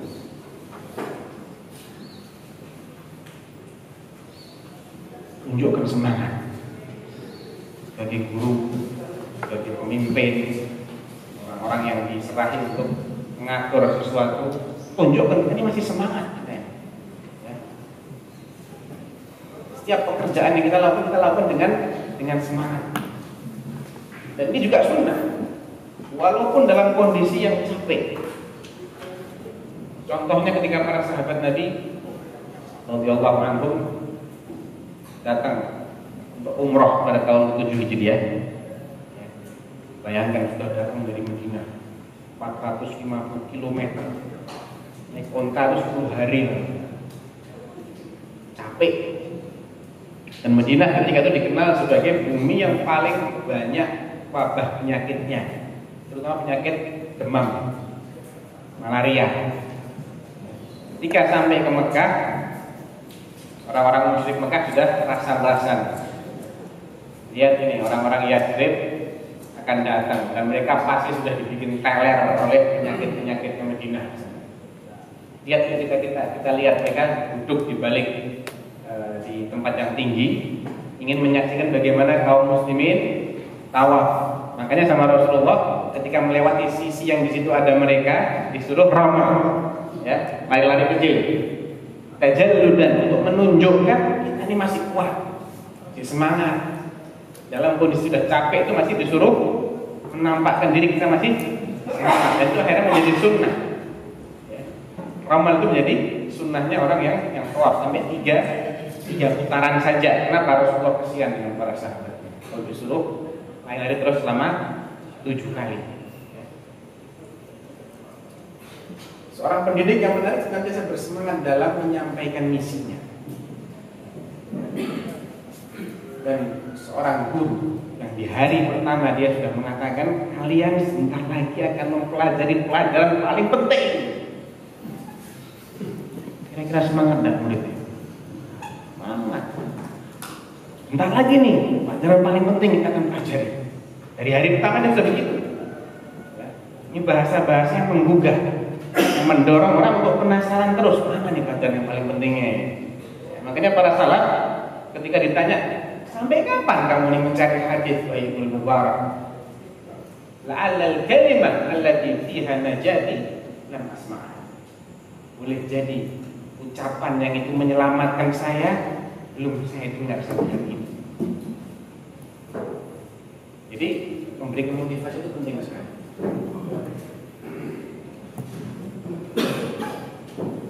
Nah, ini juga asbab istiyah yang tidak boleh kita lupakan. Jadi di antara sebab-sebab menjadi orang yang menarik itu ada yang syar'iyah, doa, ikhlas, menjadi hubungan dengan Allah. Ada juga yang sebab istiyah, duniawi, sebab-sebab yang sifatnya logis, sebab-sebab yang sifatnya duniawi. Kita harus tingkatkan wawasan kita dan keterampilan kita berkomunikasi. Jadi yang pernah singgung, ada orang yang pintar menguasai satu masalah, tapi ilmu komunikasinya payah, sehingga tidak memberikan pemahaman yang baik, tidak memberikan penjelasan yang baik. Ya. Makanya doa yang Nabi Musa, Rabbi shrah li sadri wa yassir li amri wahlul 'uqdatam min lisani yafqahu. Doanya Nabi, hilangkanlah kekakuan di lisanku ini, agar mereka bisa memahami. Dan ini perlu latihan. Kosakata kita harus banyak. Apalagi aku mengajarkan asma wa sifat. Itu bab yang sangat detil. Kalau kemampuan menerjemahkannya masih payah, berantakan itu. Ya. Dan perlu diasah. Bahasa Indonesia harus bagus. Jadi ujung-ujungnya aku nggak bisa terjemahkan juga. Ya, ini Ustaz aja nggak bisa terjemahkan, gimana? Kita mau paham dengan baik dan benar. Jadi ini harus dilatih kemampuan untuk berkomunikasi dengan bahasa yang baik dan benar. Ya.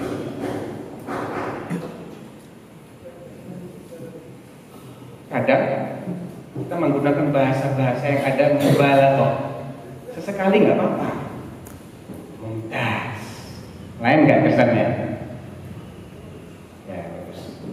Cuman gitu dengan Masya Allah, bagus, hebat, mumtaz. Beda, kesannya beda. Di nafsiyahnya talib yang mendengarkan ujian ini itu akan beda kesannya dengan hanya ya bagus, datar. Beda. Ni'mar rajulu Abdullah law kana yaqumu min al-layl. Baik-baik orang adalah Abdullah andai dia bisa mulai. Itu kan ujian.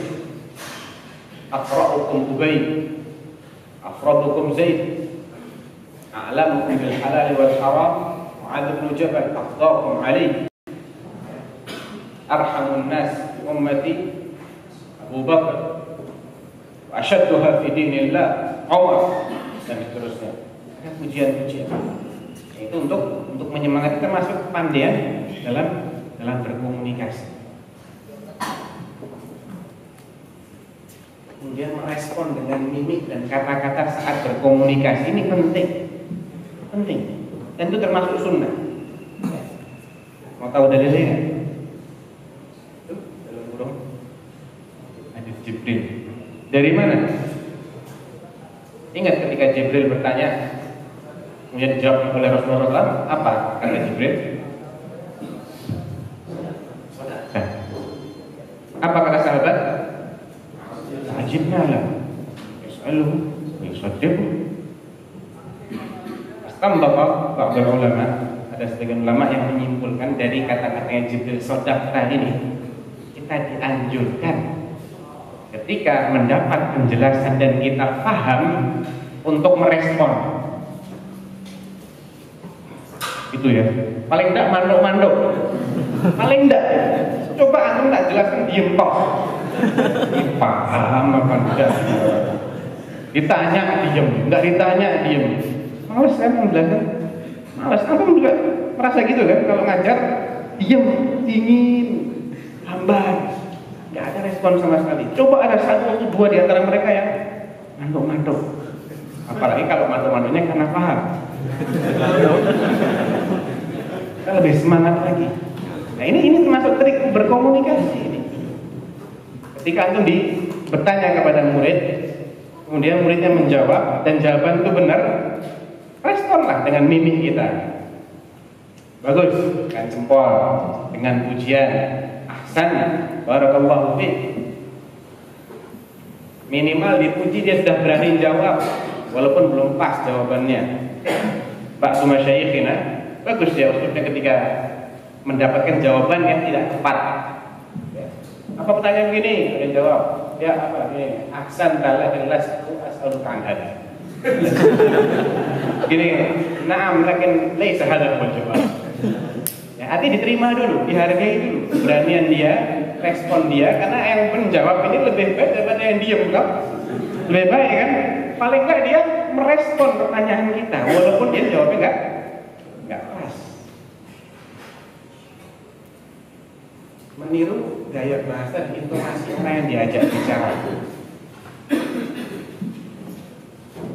Kalau ini dari hasil penelitian, terus terang, bukan dari hadis, dari hasil penelitian. Tapi betul, antum bicara sama orang Arab dengan gaya bahasa Jawa, pas nggak? Nyambut orang Arab dengan cara Jawa, nggak kena. Tidak menarik di mata mereka.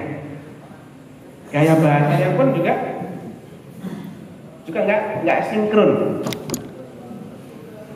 Ketika mereka berbicara, biasanya mereka menggunakan isyarat tangan. Kemudian diperhatikan mukanya. Jangan sekali-kali melihat sepatunya. Penghinaan di mata mereka. Betul, penghinaan besar ya.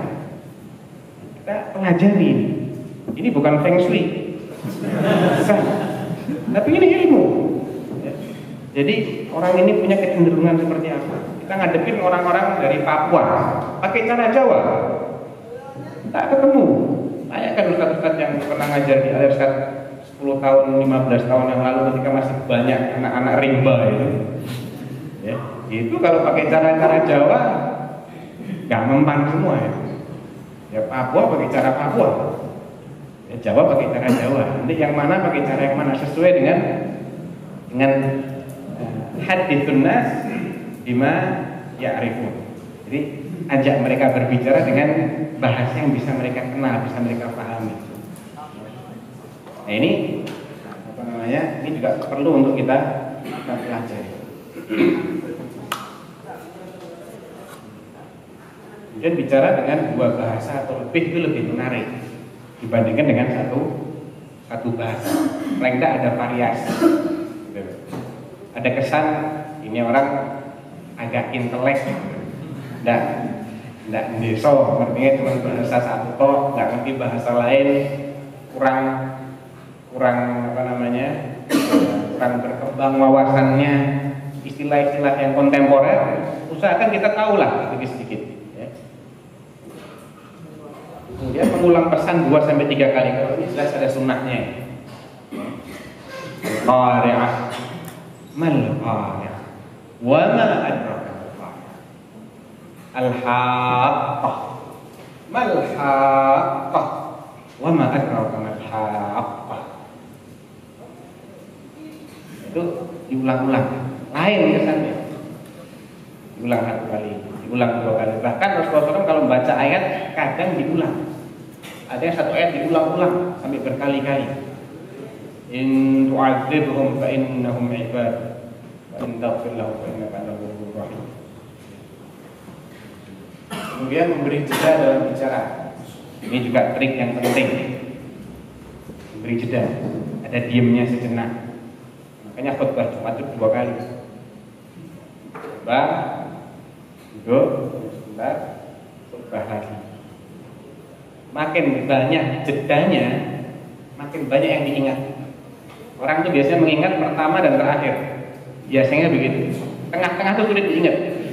Sulit. Yang pertama sampai yang terakhir. Nah, kalau jedanya banyak, pertama sama terakhirnya otomatis lebih banyak. Makanya kita kalau membaca Al-Quran disunahkan untuk berhenti di ujung tiap-tiap ayat kan. Itu sunnah mutlak kata Syekhul Islam. Sunnah mutlak al-wuquf ala ru'usil ayat. Berhenti di ujung setiap ayat walaupun ayat berikutnya masih berkaitan erat. Warattilil Qur'ana tartila. Ibnu Mas'ud kan yaqul apa namanya? La yakun hammukum hammu ahadikum akhir surat. Jangan sampai kalian itu terobsesi untuk mencapai akhir surat saja. Tifu 'inda ajaibihi wa harriqu bil qulub. Tapi renungi, berhenti ketika mendapatkan ayat-ayat yang ajaib. Gerakkan hati kita. Kalau kita berhenti, kita bisa menghayati. Kalau nyambung terus, ngomong merocos setengah jam, nggak pakai jeda, bisa dipahami, sulit dipahami. Tidak akan berkesan misalnya. Ada jeda sedikit, diam 2 detik, 3 detik, ngomong lagi, diam lagi. Itu merangsang mereka untuk meresapi omongan. Dan ucapannya Rasulullah itu juga tidak terlalu banyak. Dia bicara pelan-pelan, tidak terlalu cepat, tidak terlalu lambat juga. Kadang-kadang diulang sampai 2-3 kali supaya betul-betul tersampaikan dengan jelas. Masih berkaitan dengan ini adalah menghindari gerakan refleks yang terulang-ulang berkomunikasi. Ada sebagian orang refleksnya dia spontan. Kalau ngomong, ya saya begini, tangannya gini terus. Ya. Ada sebagian lagi yang sebentar-bentar lihat jam. Ngomong ini, lihat jam lagi. Atau bentuk peci. Ya. Kalau di Saudi bentuk cuma. Ada salah seorang masyayikhuna, ya berapa menit sekali. Akhirnya kita malah lihat ya, bekalin gitu. Gak konsen ke pelajarannya. Ada lagi yang garuk-garuk. Bentar ngomong, garuk-garuk lagi. Atau mengulangi kata-kata yang sama, terlalu banyak. Kebanyakan maka. Gini maka, gini maka. Kebanyakan maka itu malah ngaco kan. Ya. Jadi nggak enak gitu. Nah ini kita harus apa namanya, latihan supaya jangan sampai seperti itu. Bukannya orang pelajaran perhatian sama materi kita, pelajaran ini malah perhatian sama gerak-gerik kita yang nggak wajar ini. Dan itu mungkin refleks tidak kita sadari.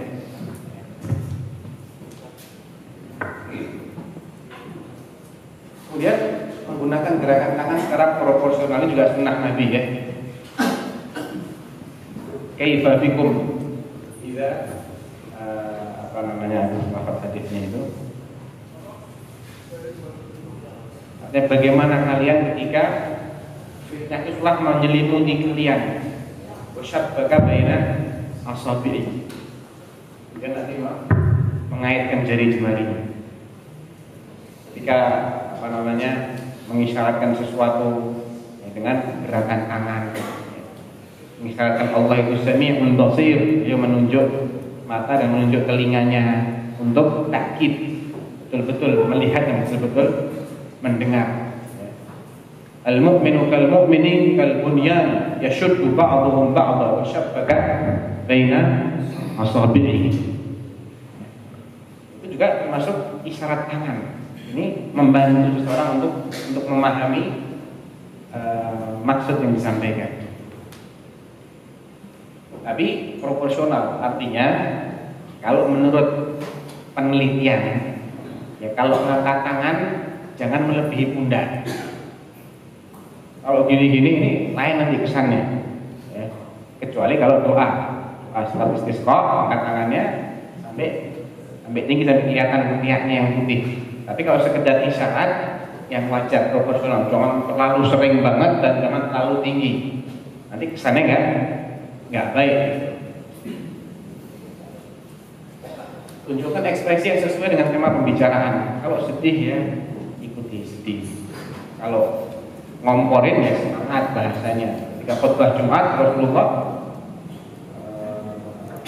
marra wajhu washtadda ghadabuh ka'annahu munziru jayshin yaqulu sabbahkum wa massak. Khutbah Jumat itu berapi-api, merah mukanya, emosinya tinggi, meluap-luap, seakan-akan sedang memperingatkan adanya pasukan yang besok pagi atau nanti sore akan nyerbu kalian. Serius. Ketika ingin mengingkari sesuatu yang mungkar, itu belum ngomong sudah bisa ditebak oleh para sahabat. Rasulullah marah, merah muka. Karena mafuki fi wajhi habrul rumman. Seakan-akan ada buah delima yang dipecahkan di muka beliau, merah. Jadi ekspresi itu penting. Ketika menegur sesuatu yang tidak memerlukan, seperti juga dengan cara yang lemah lembut. Jadi disesuaikan dengan tema pembicaraan. Kemudian menatap wajah orang yang diajak bicara itu sunnah jelas. Banyak sekali hadisnya. Aqbala alaina biwajhi. Nabi itu kalau mau ceramah mesti aqbala alaina biwajhi, menghadap kita dengan wajah. Kalau bicara lalu seperti itu. Bahkan min haqqil muallim ala tullabihi, di antara haknya seorang guru terhadap murid-muridnya adalah murid-muridnya ini tidak menatap kecuali wajah ustadznya. Itu min adabil ilm seperti itu. Tidak menyibukkan diri dengan yang lain. Sebagaimana sang ustadz juga memberikan konsentrasinya kepada muridnya, maka dia juga berhak mendapatkan konsentrasi dari muridnya. Antum pasti pernah merasakan bagaimana ketika antum bicara, orang yang akan antum bicara melihat ke sisi yang lain. Enak rasanya? Gak enak kan? Kok saya ngomong gak diperhatiin? Itu perasaan yang sangat manusiawi. Makanya ketika kita ingin berbicara, kita juga berbuat hal yang sama dengan orang yang kita ajak bicara.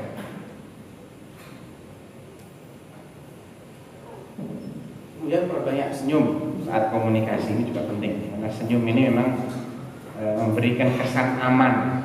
Jadi orang kalau mau diajak bicara udah lihat senyum dulu, tenang dulu, rileks dia. Tapi kalau garang gitu, tampangnya sudah serem, malas mau bicara. Ada perasaan tidak nyaman terlebih dahulu kepada orang yang bersangkutan. Lain dengan kalau dia sudah tersenyum. Tapi juga harus proporsional. Jangan terus overdosis senyumnya. Ini dikira ngeledek gitu. Ini orang kok kita ngomong serius dia malah senyum terus. Jadi harus proporsional, ya, dimahali. Kemudian gunakan perumpamaan dan majas dalam bicara. Ini juga sunnah. Ya, Rasulullah mengumpamakan dirinya seperti innama ana nadhirul uryan. Aku ini ibarat orang yang memberi peringatan sampai dia melepas bajunya. Dahulu, di zaman dahulu, orang kalau memperingatkan dari jauh, wah, musuh mau datang, itu teriak-teriak nggak kedengeran. Terus bagaimana caranya? Orang yang melihat musuh dari kejauhan ini akan melepas pakaiannya. Sororian, telanjang tidak berpakaian, kemudian dikibar-kibarkan dari jauh, masih peringatan kepada kaumnya, ini ada musuh mau datang ini. Rasulullah mengumpamakan dirinya dengan orang yang seperti itu, kemudian mengumpamakan risalah yang beliau bawanya seperti hujan. Hujan ini ada yang ditampung, kemudian meresap, kemudian dia menumbuhkan tanam-tanaman. Kalau dia turunnya di air yang tidak meresap, di tanah yang tidak meresap air, maka dia akan menjadi oase, bisa dimanfaatkan. Ada lagi yang tidak bisa menampung air, jadi berikan perumpamaan. Mathalul ladzina hummilut tawrata tsumma lam yahmiluha kamathalil himar.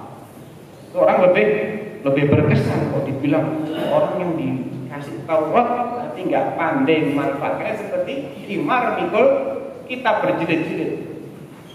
Bayangkan orang dibilang himar itu kan kesannya kan ngeri gitu. Allah mengatakan وَاتْلُ عَلَيْهِمْ نَبَأَ الَّذِي آتَيْنَاهُ آيَاتِنَا فَانسَلَخَ مِنْهَا فَأَتْبَعَهُ الشَّيْطَانُ فَكَانَ مِنَ الْغَاوِينَ وَلَوْ شِئْنَا لَرَفَعْنَاهُ بِهَا وَلَكِنَّهُ أَخْلَدَ إِلَى الْأَرْضِ وَاتَّبَعَ هَوَاهُ فَمَثَلُهُ كَمَثَلِ الْكَلْبِ. Ngeri itu orang bilang. إِنْ تَحْمِلْ عَلَيْهِ يَلْهَثْ وَإِنْ تَتْرُكْهُ يَلْهَثْ. Dzikrul amthal itu penting sekali. Sampai para ulama kita itu mengumpulkan hadis-hadis yang isinya amthal. Ada kitab-kitabnya, Kitabul Amthal lil Askari, Kitabul Amthal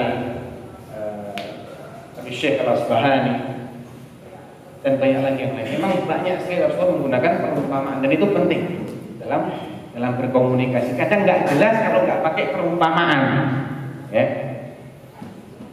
Saya bolak-balik menjelaskan masalah bahayanya kita buka-buka situs yang penuh syubhat. Sudah saya jelaskan bolak-balik, masih ada yang nekat. Kalau udah kena syubhat baru tanya, dia bingung. Setelah anak kasih perumpamaan baru dia paham. Perumpamaannya gini, gampangnya gini. Antum di dalam rumah yang terkunci rapat, di luar ada penjahat bawa pedang, gedor-gedor pintu. Fulan, keluar kamu. Sambil mengacungkan pedangnya itu. Antum buka ya? Bodoh kalau buka. Antum aman, kalau nggak buka pintu aman. Kalau antum buka pintu, kemungkinannya dua. Antum harus berantem sama dia, dan dia yang menang. Atau antum yang menang, tapi antum capek harus hadapin dia terlebih dahulu, dan belum tentu antum yang menang. Kan begitu. Lah kalau syubhat ini nggak antum baca, kan salah. Dapat broadcast isinya syubhat, nah sudah hapus saja, selesai. Tapi kalau dibaca, kena syubhatnya, belum tentu dapat bantahan yang bisa menyingkirkan syubhat ini. Apalagi iseng-iseng malah nyuri. Buka situs-situs yang sudah jelas itu isinya syubhat. Nah ini orang cari masalah, ini orang bukai penjahat. Belum tentu kalau minta tolong ada yang nolongin seketika, iya kan? Dan anak paling malas syubhat, ini ada syubhat tolong dibantah. Siapa suruh baca syubhat? Bantahan deh. Memang nih Pak, kita nggak kurang kerjaan untuk bantahin semua syubhat. Ya. Bahkan bisa. Kemudian disisipkan cerita-cerita yang menarik dan menggugah, tentunya yang benar, bukan cerita rekayasa. Ya.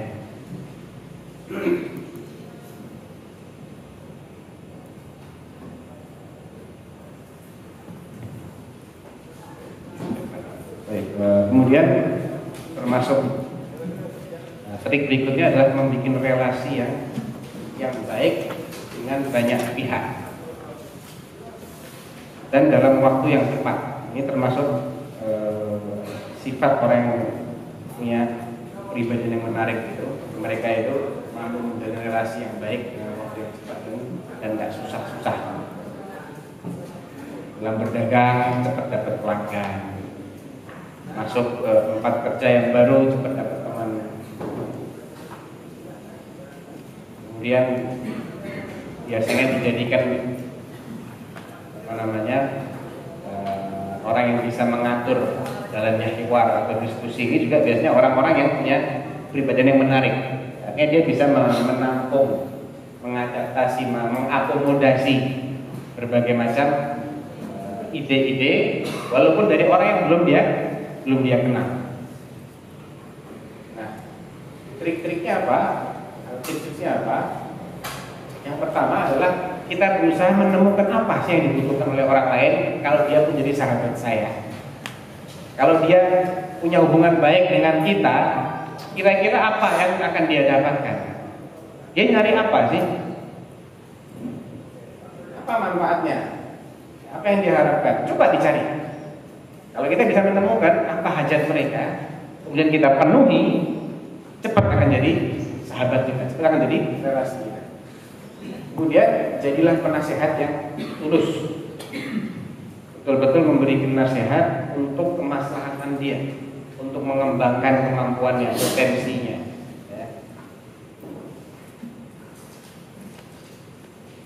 Kemudian menyentuh perasaan mereka, ini juga penting. Caranya, dan misalnya pernah mengalami tersentuh gara-gara sesuatu yang simpel, simpel, tapi buat saya itu luar biasa. Karena nggak ada orang yang seperti itu, masalahnya itu. Kalau banyak orang yang begitu jadi biasa, tapi karena nggak ada orang yang seperti itu, makanya sesuatu yang sangat bernilai. Jadi ada kalanya kita sebagai guru musim liburan biasa santri atau siswa kita ini pergi ke daerah masing-masing kan.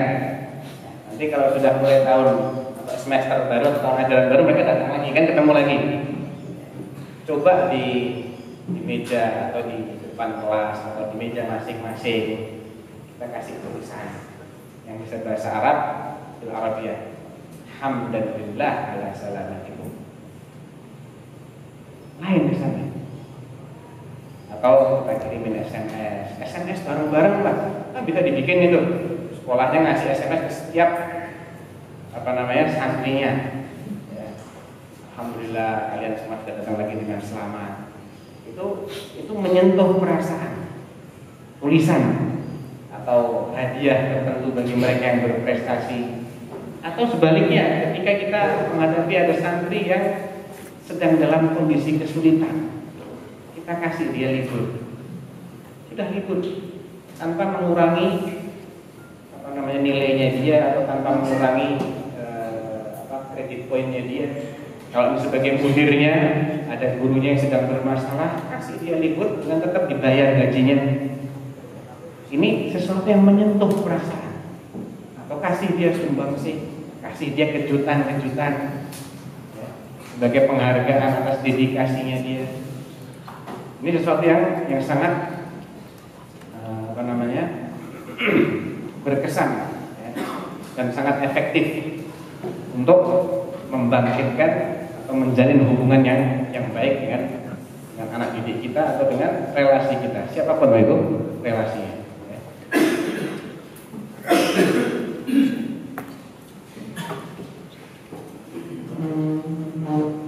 Kemudian berusaha supaya dihormati. Caranya adalah dengan bersikap adil dan tidak pilih kasih dalam bermuamalah. Kalau kita ini bisa bersikap adil, yang salah ya disalahkan, walaupun masih kerabat, yang benar dibenarkan, walaupun ada masalah pribadi, orang jauh, ini kita akan dihormati. Dan orang yang dihormati itu cepat untuk menjalin relasi yang kuat. Lain dengan orang yang memang sudah tidak adil, tidak berat sebelah. Orang malas berurusan dengan orang-orang seperti ini. Dia tidak mendapatkan kenyamanan dan keamanan menjadi dekat dengan orang-orang karena dia bisa didolimi. Lain dengan orang-orang yang adil itu, dia dihargai, kebijakan-kebijakannya tidak merugikan siapapun, itu akan lebih Demikian juga menunjukkan tanggung jawab walaupun dalam kondisi yang terjepit. Ini akan lebih dihargai. Ya. Dibandingkan orang yang lari, wah itu pasti akan jatuh di mata Allah dan di mata orang lain. Ya. Kemudian sikap ramah dan anak, sekedar jabat tangan, tanpa diiringi dengan senyuman, dengan pelukan, dengan tepukan apalagi. Gue diketer-keterkan badannya, lain lagi nih kesannya, ya kan? Daripada salaman, sudah, lain kesannya. Jadi adanya senyuman, kemudian menanyakan kabarnya dengan tulus. Dan ini kalau kita niati sedekah berpahala. Niati sedekah sekaligus latihan jadi orang yang menarik dalam rangka berkhidmat untuk dakwah di Allah. Kan nggak masalah kok, niatnya kan baik. Al-umur bimaqasidiha.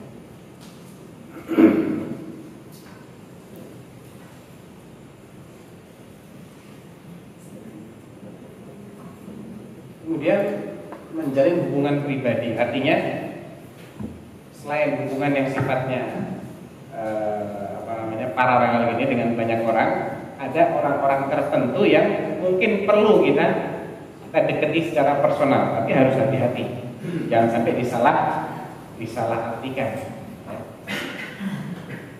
Terkadang ada sebagian orang yang perlu duduk 4 mata dengan kita, kita luangkan waktu. Ini akan sangat berkesan bagi kita. Selain waktu yang memang kita menjadi milik bersama, seorang guru ngajar di kelas itu waktunya milik bersama. Tapi ketika ada masalah tertentu yang ini dia butuh penjelasan secara pribadi dan guru itu membuka pintunya, jelas dia akan sangat dekat dengan guru yang satu ini dibandingkan dengan yang tidak membuka pintu atau hanya terbuka ketika di kelas saja, ya.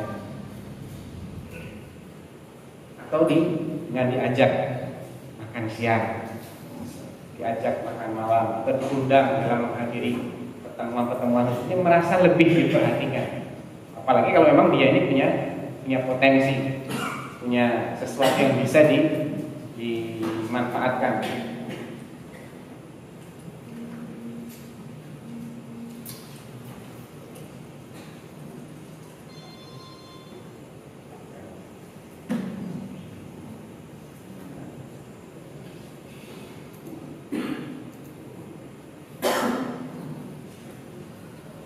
Yang ketujuh adalah sikap terbuka menerima kritik dan pandai memanfaatkannya untuk evaluasi diri. Ini juga menjadikan kita semakin dihargai dan semakin dihormati. Orang yang tidak mau dikritik sama sekali ini tidak akan menarik. Orang jadi malas berinteraksi sama dia, merasa paling benar.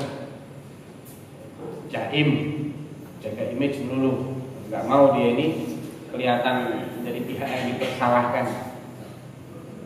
Walaupun dalam porsi tertentu seseorang berhak membela diri.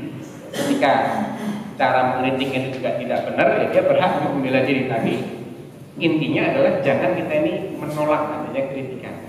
Apalagi kalau kritikan itu disampaikan dengan cara yang benar, kritikan yang sifatnya membangun. Makanya Sayyidina Umar radhiyallahu anhu mengatakan rahimallahu ra'an ahda ilayya uyubi. Semoga Allah merahmati orang yang menghadiahkan aib-aibku padaku. Kemudian memanfaatkan momen-momen santai dan eksklusif. Momen santai dan eksklusif ini kita manfaatkan bicara 4 mata ketika sedang santai. Ini juga sangat sangat besar. Sebagai penutup ini ada hadis Nabi, boleh dibacakan. Nabi sallallahu alaihi wasallam, innamal ilmu bita'allum wal hilmu bitahallum. Wa man yataharra al khaira yuqta, wa man yattaqi syarra yuqa. Rawahu Tabrani fil Awsat wa Hasan al-Albani fil Sahih. Silsilah hadis sahih. Ini sebagai penutup saya bawakan hadis Nabi ini, fungsinya adalah untuk menyadarkan kita bahwa untuk menjadi orang yang berkepribadian menarik itu nggak cukup kemauan, nggak cukup keinginan, nggak cukup hadir daurah kayak gini, nggak cukup. Innamal ilmu bitta'allum wa innamal hilmu wal hilmu bittahallum. Harus ada latihan. Ta'allum itu berlatih mencari ilmu. Tahallum itu latihan jadi orang yang sabar, yang pandai menyembunyikan emosinya. Wa man yataharra khaira yu'ta. Siapa yang berusaha mencari yang baik-baik, dia akan dapat yang baik-baik. Harus ada usaha, harus ada latihan. Wa man yattaqi syarra yu'ta. Wa ma taufiqi illa billah. Wallahu ta'ala a'lam. Sallallahu alaihi wa sallam wa ala alihi wa sahbihi wasallam. Assalamualaikum